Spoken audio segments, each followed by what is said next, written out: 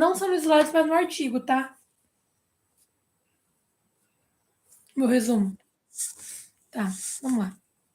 Primeiro a gente tem o papel do laboratório, o uso do laboratório animal na análise do comportamento. Primeiro a gente tem o desenvolvimento da habilidade do comportamento do pesquisador, que é o quê? De sempre elaborar hipóteses sobre alguma coisa que ele está vendo. Esse comportamento a gente utiliza na psicologia para quando você está atendendo um paciente. Você tem que discutir qual é a hipótese do que você está vendo, para você formular um diagnóstico. Até aí, tudo bem? Ok. Além disso, a gente tem a verificação dos conceitos teóricos que a gente vê na aula, sabe? Então, a gente aprende com a aplicação no laboratório.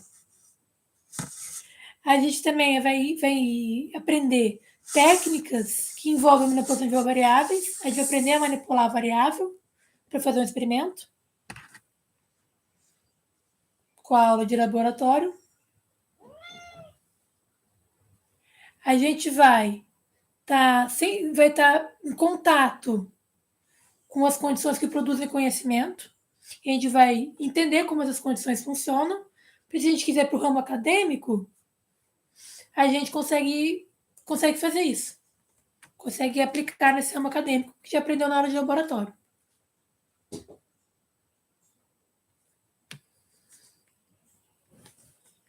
Ber, todo mundo saiu. Eu acho que eu vou desligar a live no YouTube. Vou deixar ela ligada, só que eu vou usar o Discord. Que todo mundo saiu. Não, acho que eu não vou desligar, não. Só vou deixar ela em segundo plano. Vou desligar a câmera. Não tem como. Ok. Vamos continuar então. Né? Deixa. Agora a gente vai ter a importância da experimentação. A experimentação, pode falar. Tem. A gente tem o papel do laboratório animal na análise do comportamento, que é primeiro desenvolver o comportamento de pesquisador, que é o quê? É aquele comportamento de pesquisa que você questiona tudo. Você elabora hipóteses e teorias sobre tudo que você está vendo. Você entendeu isso, né? Então, por exemplo, quando você vê um paciente que ele está com sintoma de esquizofrenia, por exemplo, você vai elaborar hipóteses para você comprovar se ele tem esquizofrenia ou não. Quê? Um sinal de esquizofrenia. Ele tem o diagnóstico. Tipo, ele está tendo fantasias. Quê? Ah, tá. É tipo assim, o paciente chega no consultório alegando que ele tem surtos de fantasia. Às vezes ele fica fantasiando, se desconecta da realidade. Aí você pega essa informação e vai criar uma hipótese sobre isso. Por isso que é importante a atividade de laboratório. Para o aluno desenvolver esse comportamento. Ele não desenvolver esse comportamento na clínica, porque é muito mais difícil, entendeu? Tá. Além disso, a gente tem a reflexão que o profissional tem que ter das práticas e das crenças dele que ele tem e para utilizar elas quando é o momento mais efetivo em cada situação. Estou pensando assim, eu criei uma hipótese que, que ele tem esquizofrenia. Quais métodos que eu posso utilizar baseado na minha teoria? Isso também você desenvolve por meio do laboratório. Tá. Além disso, você tem a verificação de conceitos teóricos. Você aprende com a aula de laboratório. Eu na aula de química. Você aprendia como a reação era feita pelo laboratório. Entende? Ok. Além disso, você aprende técnicas de manipulação de variáveis. Você aprende como que manipula uma variável para fazer uma pesquisa, por meio da aula do laboratório. Tá. Além disso, tá, é isso de laboratório. Agora, da experimentação, a gente tem a importância dela, que é o quê? A experimentação, ela é um método que você vai observar mais claramente a manifestação de comportamento. Então, se não fosse pela experimentação, às vezes não daria nem para ver esse comportamento sendo expressado e, e repetido várias vezes, para você poder analisar ele com calma. Então, por meio da experimentação, que a gente consegue ter essa análise mais clara do comportamento, do fenômeno acontecendo. Tá. A importância na graduação de psicologia é porque, além dele demonstrar a prática da matéria, ele também prepara o indivíduo para diversos campos de atuação por meio desses experimentos. Esse experimento, ele tem fim didático. Você não tem o propósito de criar TCCs e pesquisas que vão ser utilizados por outras pessoas. Você está aprendendo com aquele experimento. Tá. Aí a gente tem o objetivo da experimentação, que é compreender os fenômenos que você está observando, promover a atividade prática no curso e é, estabelecer relações de causa entre as variáveis. Então, por exemplo, entender que a VI é a causa e a VD é o efeito. E verificar essa relação entre elas.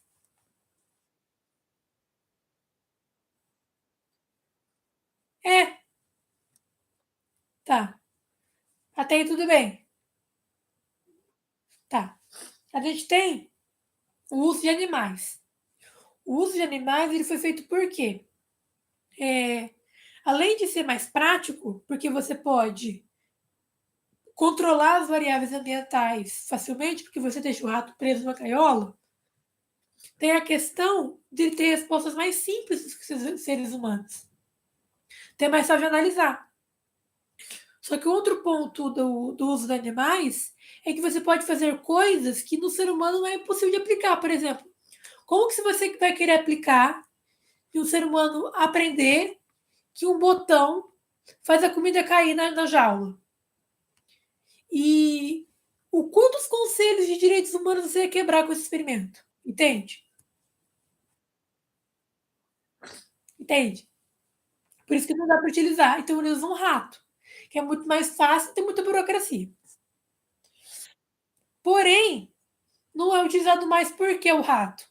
Porque, além das questões éticas, isso eu descobri no artigo, tem a questão da aversão. Muitas pessoas tinham nojo do rato. Então eles não queriam participar. Então isso dificultava a pessoa em aprender aquela matéria.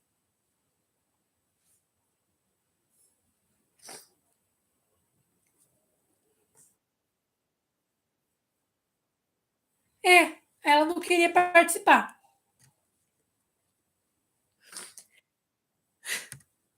Além disso, aí por conta disso, a gente tem inúmeros prejuízos por causa dessa desistência desse uso, que é o uso do simulador. O que é? O simulador nada mais é do que você observar um programa já programado. Então, o comportamento que ele tem, você já sabe o que vai acontecer. Não é algo novo, que já é previsível. Então, qual que é o objetivo empírico desse simulador? Não tem. Consequentemente, você perde o benefício de desenvolver a habilidade do cientista por meio do experimento. Porque como que você vai ter isso se você não cria hipóteses do que você está vendo? Você já sabe o que você está vendo. É exatamente. É... Tá. Agora a gente vai para a experimentação. A experimentação ela acontece em 4 passos. Primeiro, você se pergunta o que eu quero conhecer. Depois você se pergunta como que você vai medir esse fenômeno que você quer ver. Depois você vai. Você, por exemplo, como que você vai quantificar esse fenômeno? Por exemplo, dá um exemplo de pesquisa. É, a efetividade ou não de placebos em diminuição de sintomas. O que eu quero saber? Eu quero saber isso. Se o placebo vai diminuir, não, o sintoma que a pessoa tem. Aí, como que eu vou medir esse fenômeno? Eu vou pegar grupos ou indivíduos, vou fazer um grupo. Geralmente, quando é experimento, é entre grupos, porque você vai pegar um grupo controle ou uma linha de base, vai pegar algumas pessoas que não vão tomar o remédio por um momento e vai falar: o que você está sentindo? Aí você, por exemplo, como que você vai medir isso? Pela. Você pode medir por aparelhos, você pode medir por relato do participante. Aí você vai, aí você vai medir esse dado. Aí você vai criar as condições. Pode falar? Ah, tá. Aí tem as condições experimentais, que é o quê? Que é o delineamento. Se vai ser tipo sujeito único, se vai ser tipo sujeito entre grupos. Então, nesse caso, é entre grupos. Então, a gente vai pegar um grupo, que é o grupo controle, não vai tomar o placebo e vai ficar com dor. E o outro grupo vai tomar o placebo. Só que ele vai achar que o placebo é remédio. Porque essa é a definição de placebo. A pessoa achar que ela está tomando um remédio, só que na verdade ela não está. Ela está tomando açúcar. Exatamente. Aí você vai ver se os sintomas dessa pessoa, desse grupo diminuir em comparação ao outro grupo que não tomou o remédio, você comprova que o placebo é efetivo. É isso. Isso são os passos da experimentação. Você pode aplicar isso em tudo.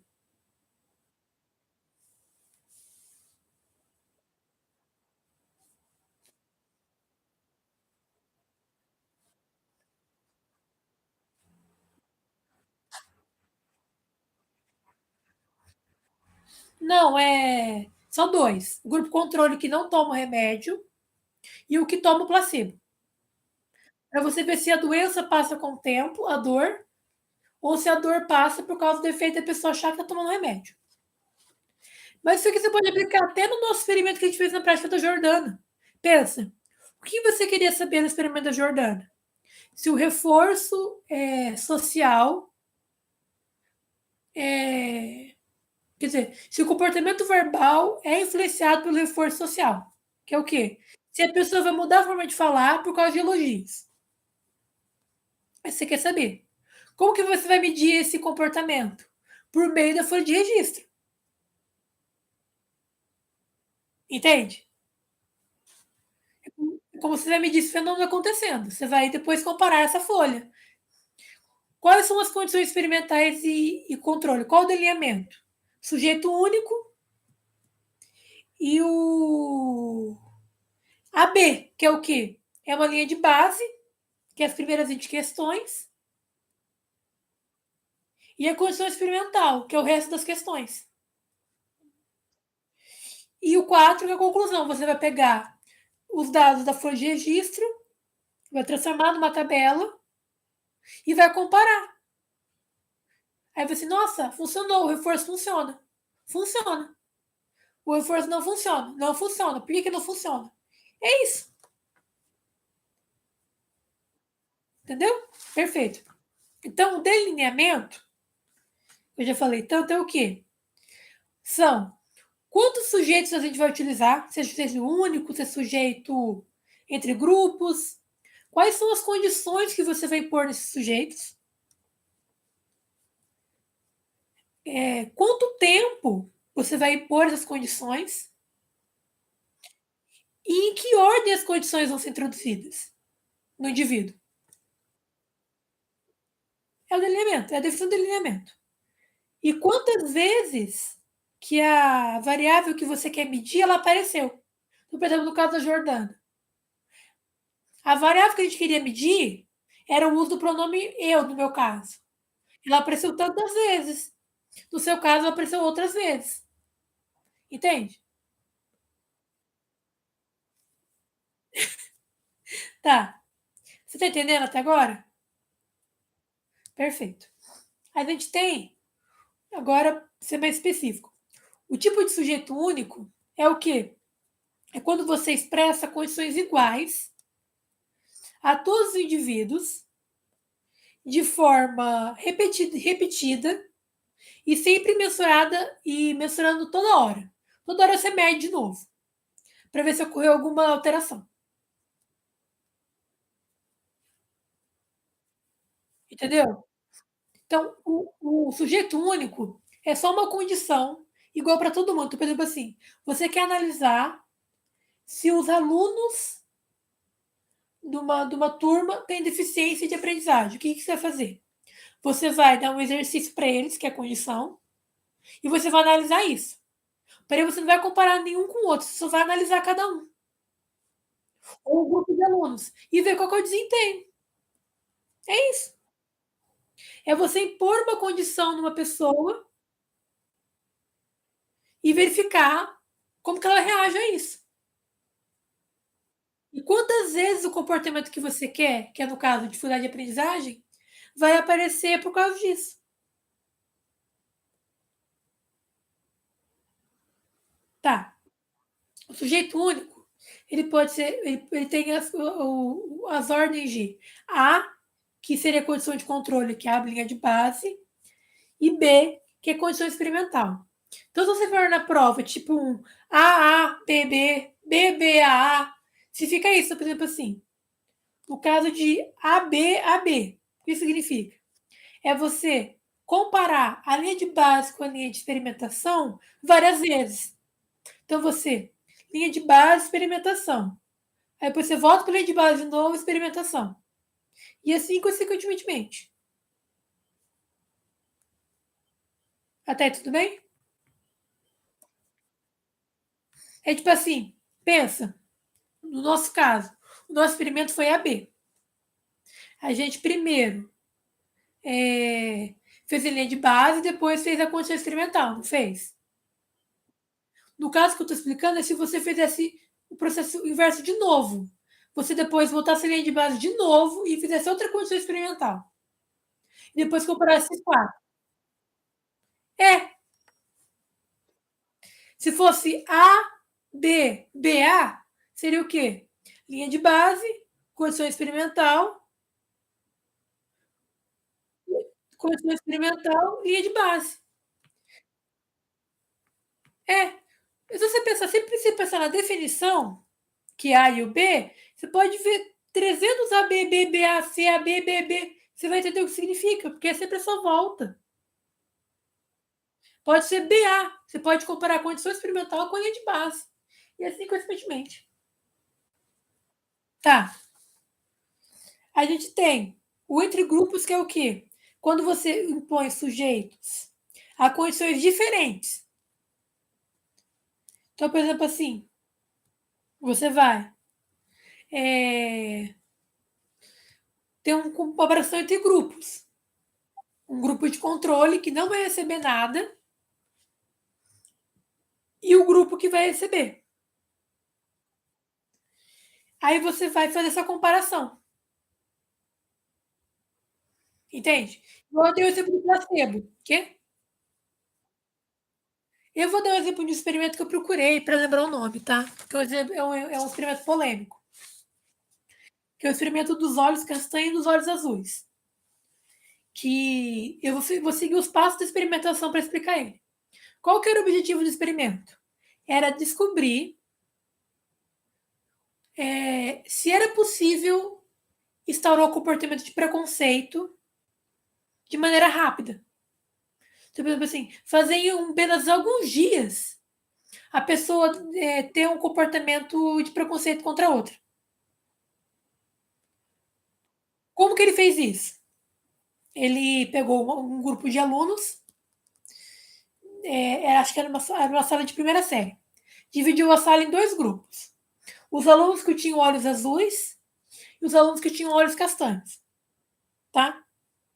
No primeiro dia, os alunos de olhos azuis recebiam elogios do professor, que eram mais inteligentes, que eles eram mais bonitos, consequentemente. E eles recebiam benefícios no recreio, tipo tempo a mais, algum docinho, alguma coisa, algum reforço. E o grupo dos olhos castanhos não recebeu nada. O que aconteceu naquele. Quê? Tipo, neutro. Não, é neutro. Ele não recebeu nem o elogio e nem o deselogio. Entende? Não. O que aconteceu nesse momento? As crianças de olhos azuis começaram a tratar mal as crianças de olhos castanhos, porque achavam que era superior.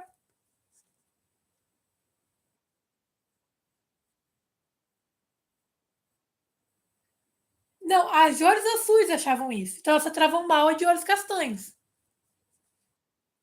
Então aconteceu. Esse foi o primeiro dia. Aí no segundo dia a situação inverteu. As crianças de olhos castanhos eram superiores e que recebiam benefícios, e de olhos azuis não recebiam nada. O que aconteceu? A mesma coisa. Os castanhos tratavam mal os azuis. Isso é grupo controle. O grupo controle, no primeiro momento, é os olhos castanhos, que eles não têm nada com eles. Não tem condição envolvida neles. E depois o grupo controle troca. Com isso, ele comprovou o quê? Que dá para estourar o comportamento de preconceito de maneira rápida em crianças. Como que é fácil criar o comportamento de preconceito?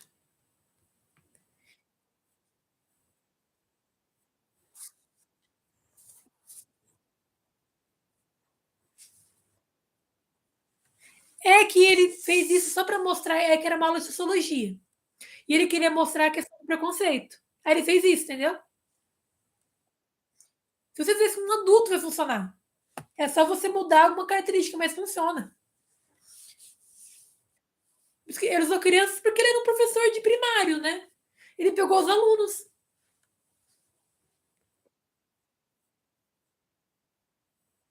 Sim, mas entre grupos é isso. Enquanto sujeito único é o nosso caso. A gente pegou.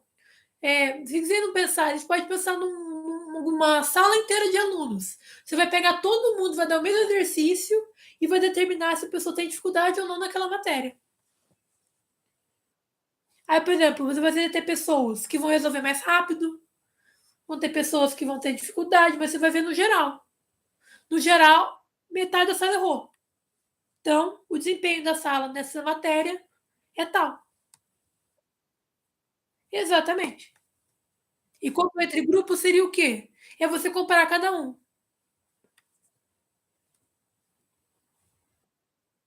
Tipo, por exemplo, tipo, grupos, você para, tipo, se fosse o mesmo experimento para o jeito de grupo, seria tipo assim: você vai. Sim, Glaucio, foi isso mesmo, foi um tipo de aprovação social e também reforço positivo, porque ele dava também doces, dava tempo mais no recreio, dava alguma coisa a mais para as crianças no dia específico. Tá, mas é o seguinte, nesse caso aqui, por exemplo, se fosse para determinar o desempenho numa sala, você dividiria, tipo assim, alunos que têm nota alta nessa matéria, alunos que têm nota baixa. Só que ainda assim, você, por exemplo, você pode fazer condições diferentes. Você pode colocar um exercício mais fácil para os que têm dificuldade, e para os que não têm dificuldade, você coloca o mais difícil. São condições diferentes, entendeu?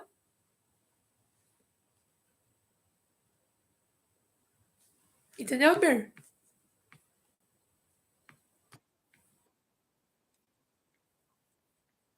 Ah, tá. De boa. Tá. Você entendendo? Tudo bem. Por último, a gente tem as variáveis, que é o quê? O dependente, como eu falei, que é o efeito, ser o que você quer observar. E a independente, que é aquilo que a gente manipula para verificar se altera a dependente, que seria a causa. Até aí, tudo bem?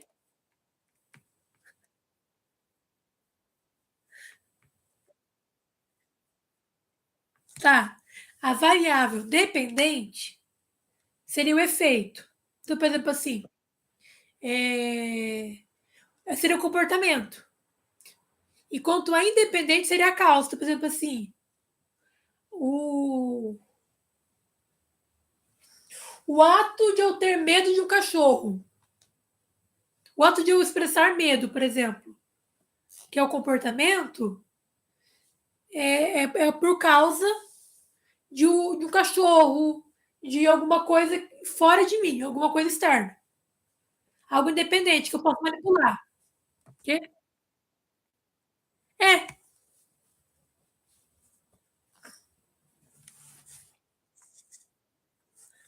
o dependente é o comportamento. É o que eu quero conhecer.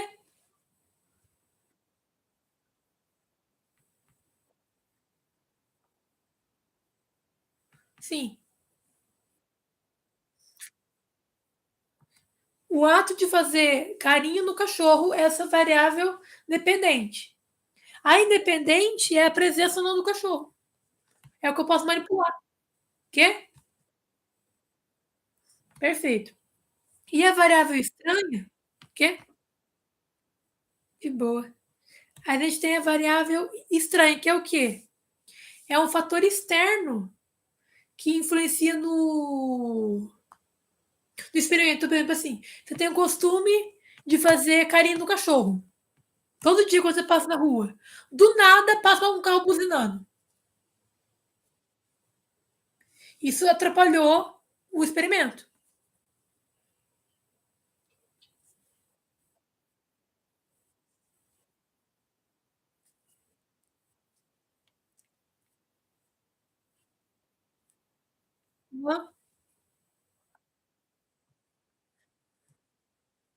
É, exatamente. Para terminar essa aula, falei que era pouco conteúdo. Já, falei que é rápido. Só tem esse conteúdo. Eu vou dar alguns exemplos. Eu quero que você me fale a VI e a VD dele, tá? Igual ela deu na listinha da turma B, ela pediu isso. Pense em experimentos e dê a VI e a VD. Ó, qual que é o meu objetivo? Avaliar a intervenção dirigida aos pais e professores para reduzir a agressividade de crianças. Só. Qual que é a minha VD?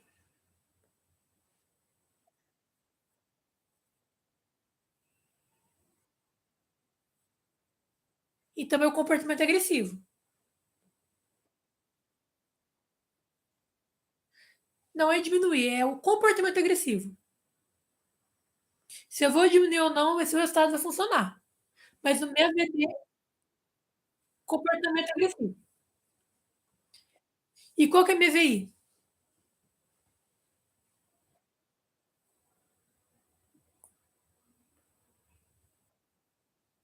É a intervenção dos pais e dos professores.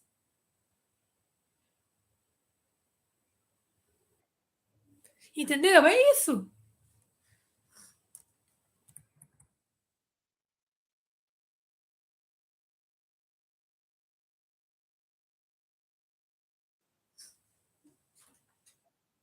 É, é tipo isso. Eu vou dar um exemplo de um experimento que eu lembro, que eu vi há muito tempo atrás, para finalizar, que, que o sujeito ele pegou para testar como que funcionava o comportamento de gagueira nas crianças. Então ele separou gagueira, o comportamento de gaguejar. Não. ficou perto de gaguejar. Aí ele pegou e separou os indivíduos em dois grupos. Você já sabe do que eu estou falando, é entre grupos o experimento. Como que ele fez isso? Ele pegou um grupo e elogiava a todo momento e deixava ele falar, as crianças. O outro grupo, ele xingava quando a criança falava uma coisa errada. Se a criança tentava falar, ele interrompia. E ele ficou fazendo isso por algum tempo. O que começou a acontecer? As crianças que eram interrompidas e xingadas tinham medo de falar e desenvolveram a gagueira.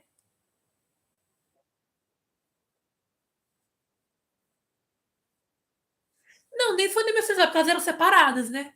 O objetivo era ver se a gagueira, se o comportamento de gagueira acontecia. Entendeu?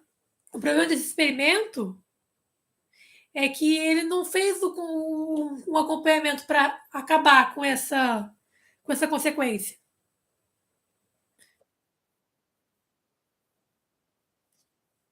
E o pior, era filho dele, tá? Eram os filhos dos pesquisadores que eles usaram. Exatamente. Mas agora você entendeu o que é entre grupos?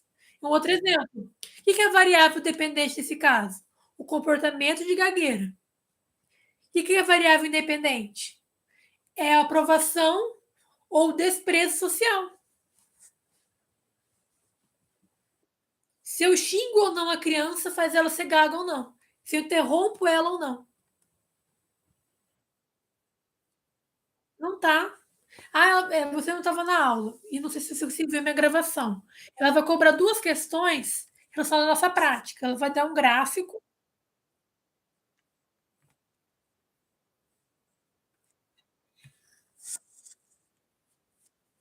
Sim. Tipo assim, ele vai falar assim, ó, o reforço funcionou nesse gráfico? Aí você fala, sim. Por quê? Ela vai perguntar por quê. Você fala assim, ó, porque o número de usos do pronome tal aumentou depois da linha de base. E continuou até o fim. Pronto. Só. Só isso.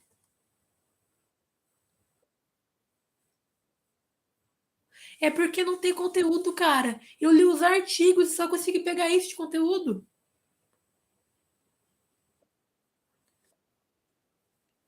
Na prática.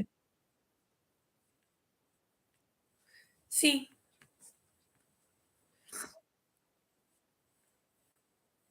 É.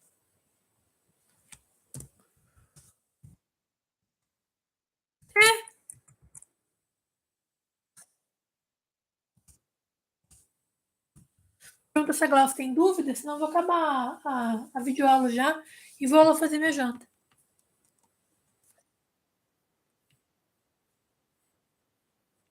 O que, que eu vou fazer? Eu vou editar essa live, porque os 30 primeiros minutos, 40, foi eu esperando o povo entrar.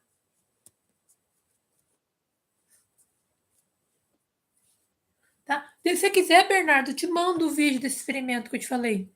Tanto dos olhos castanhos, para você ver direito, e o da gagueira. Sem problema. Tá bom.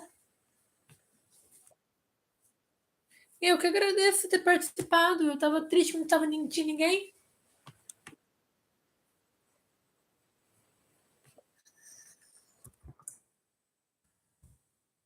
Ah, eu tomei remédio, né? Tomei Buscopan. Nossa, na hora. Só que eu tô com medo de voltar amanhã, né? O que é que acontece?